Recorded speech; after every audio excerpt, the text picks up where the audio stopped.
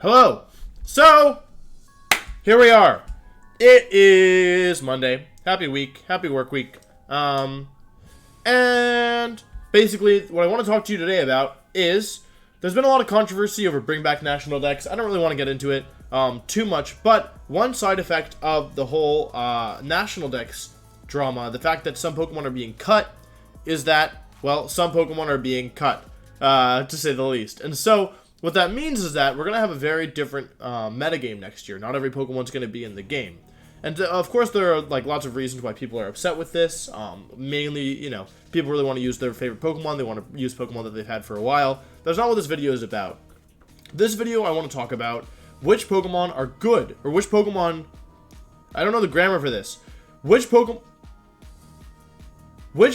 being cut is a good thing for the competitive game. Which Pokemon are so centralizing and so overpowered that, in my opinion, the game is better off without them in a competitive sense. They should be banned, or even better, left behind. So, yeah, top 10 Pokemon that I think shouldn't be allowed in Sword and Shield because they're jerks. This is objective list, and there's a lot of Pokemon that I couldn't add in this list because they're already confirmed for the game. So, I actually had a harder time finding 10 Pokemon than I thought I would, but I feel pretty comfortable with this list. I probably missed something huge. I apologize. Let's just jump into it.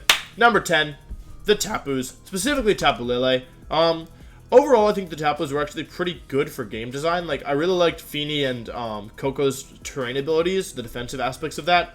Taboo Lily, I really didn't like. I thought it was it encouraged this kind of hyper offensive playstyle. I didn't think it was like really a mon that like really was like well balanced. And so personally, I'm hoping to play without them. Even though I like Feeny and Coco, at the end of the day, like I'm not someone who's going to complain about every team needs a Tapu, you know? But I do feel like it could be good for a little bit of variety and for people to kind of step away from the team building mold that they may have fallen into with, you know, having a Tapu on every team to be comfortable. I probably wouldn't have put the Tapus on this list if it weren't already confirmed that there were other ways of setting up terrain. And since there now appears to be better ways of setting up terrain with Gigamax moves and Gigantamax Pokemon, I think, in my opinion, it changes things a little bit in that, since we no longer need to rely on the Tapus for their ability to set terrain, I feel like the game might be better off without them.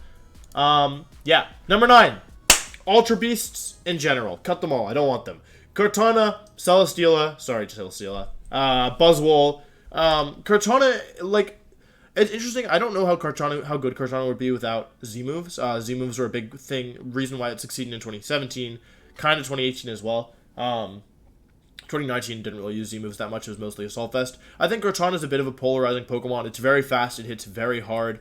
I don't like to think about, now that we have Pokemon like Corviknight and Galarian Weezing who can shut down abilities or Reflect Intimidates.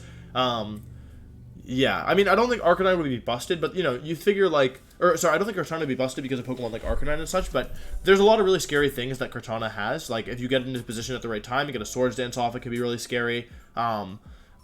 Yeah, and Celesteela, like I love Celesteela. Obviously, I won Nationals with it, but 2017 Celesteela was not great for the game. It was too centralizing. It was too polarizing. It was too hard to take down. It was too slow. It was too bulky. It's like, I don't know. I think the game is better off without them, personally, and I would be looking forward to playing a format without them, personally.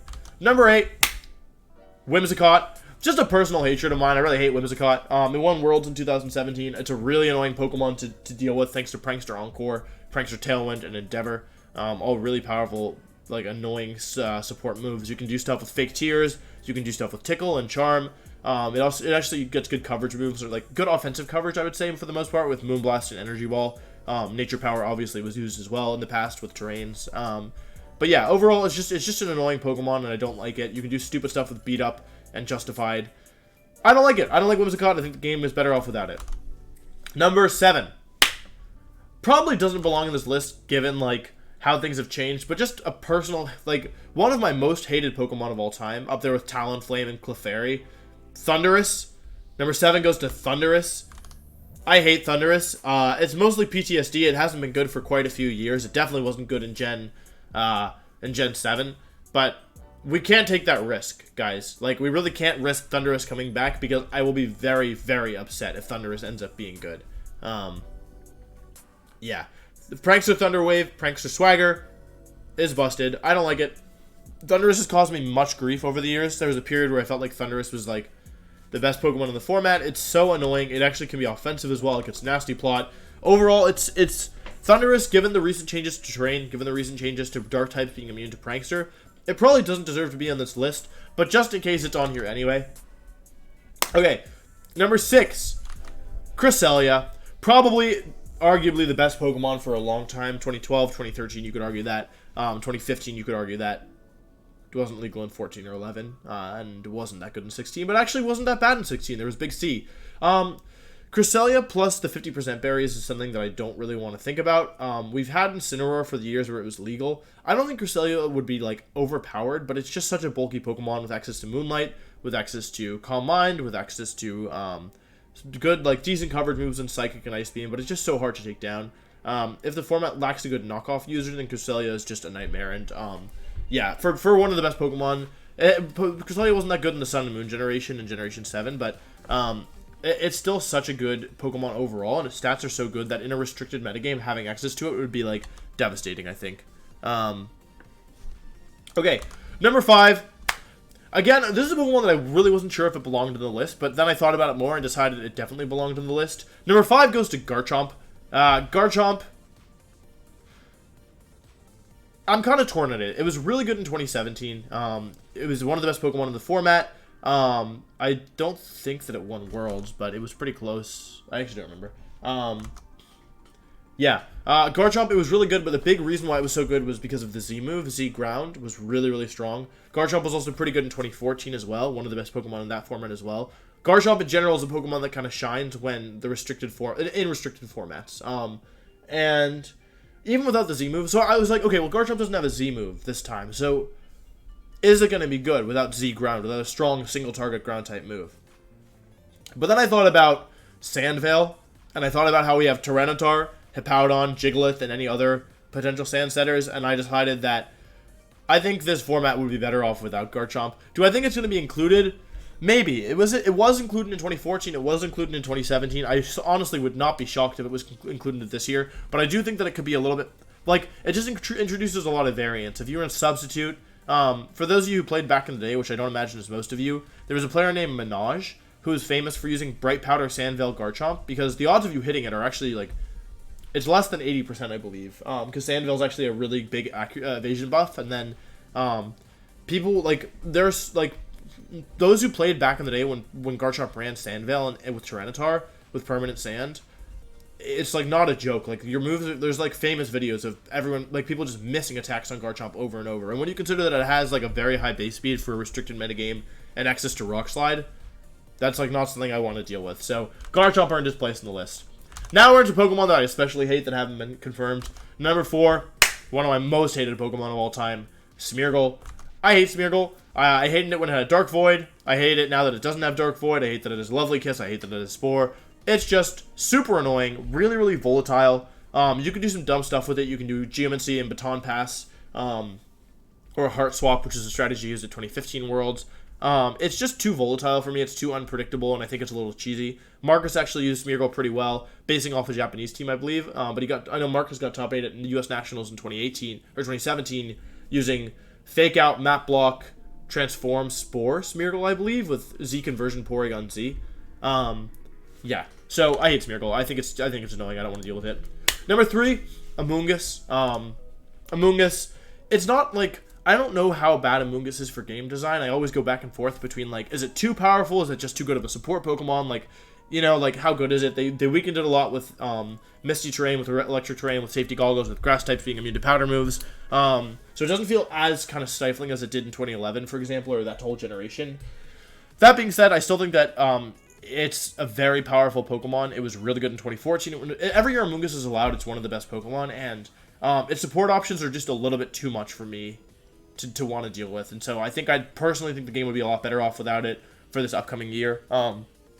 In the long run, when we have, like, more Pokemon available, I don't mind Amoonguss as much, especially now that we have terrains, it feels a bit more manageable, but, like, I don't know, in a restricted metagame, it just feels like it could be just too much, in short. So I think I'd prefer no Amoonguss this year. Number 2, I was torn about number 2 and number 1, which order to put them in. Number 2 is Landorus-Therian form. I think everyone hates Landorus. I think everyone, if you don't hate Landorus, you understand why people hate Landorus. I personally don't hate Landorus that much, and I think they did a good job of kind of making it less overpowered recently in Gen 7. That being said, I still think it's much too powerful of a legendary to be allowed. Yeah, like in 2015 it ran Assault Vest, in 2018 it ran Z move, in 2019 it ran all, you can run Scarf, you can run Special, you can run Physical. Scarf Landorus is pretty good. Scarf Rock Slide is terrifying. The raw base stats coupled with U-Turn, coupled with Intimidate, which is the best ability in the game most likely, or at least one of them, it's just too much, and I don't want to deal with Landorus, and I don't think anybody else does. Couple honorable mentions now before I jump to number 1. Snorlax, I wanted Snorlax gone. It's already confirmed, so we can't cut it. Porygon, I was originally going to have Porygon. The whole Porygon line on this list, I hate Porygon Z, personally, and I think Porygon 2 is, maybe too good. Maybe, like, I don't know. I think Porygon 2 is fine, truthfully, but, like, Porygon Z is too volatile sometimes. Like, it could be Scarf, it could be Z conversion, and it could, oh! No Z conversion. Let's go, Wolf. That's big brain. There's a couple other Pokemon that are currently allowed that I wanted cut, but they're, like, already confirmed. So, yeah. Yeah. So that's why. That's a couple Pokemon that I wanted gone. I think Snorlax, I don't know. It's so good. Snorlax is so good. It's just like, Snorlax is very centralizing, and especially I think now that people realize how good it is versus back in 2017 when it took a little bit to catch on. Like, obviously Gavin Michaels won tournaments with it. Wait. No, he didn't. He didn't have Snorlax on the team. Snorlax took a little bit to catch on at first, but yeah, I would have liked to cut Snorlax, but it's already confirmed, so can't win them all. Maybe they'll remove 50% berries. That would be so interesting. That would actually be really interesting. Anyway, number 1 Pokemon. That was a terrible clap. The Pokemon I want removed most, that wasn't even that much better, from Pokemon Sword and Pokemon Shield, the Pokemon I want gone, out of here, goodbye, see you later, see you in 2021, that's weird, that's really weird. Incineroar, I've had enough of Incineroar. I don't like that it's on every team, I don't like that everyone and their mother, like, uses it, it's super annoying, it's just it's honestly too good. It's probably the best Pokemon ever created, ever, definitely, no over-exaggeration there, or regular exaggeration even. Incineroar, Fake Out U-Turn, Intimidate is ridiculous. No Z moves means it's going to be sticking around for longer. 50% berries. It's ridiculous. I don't know if it gets knockoff. I don't know if it gets knockoff without tutor moves. Nonetheless, I want it gone. I don't want it. I hate it. I think it's too powerful. So, yeah. Those are my top 10 Pokemon I want removed from Sword and Shield. Pokemon/Pokemon lines, whatever. Yeah, let me know what you thought about this video. Let's try and, like, can we try and get 500 likes?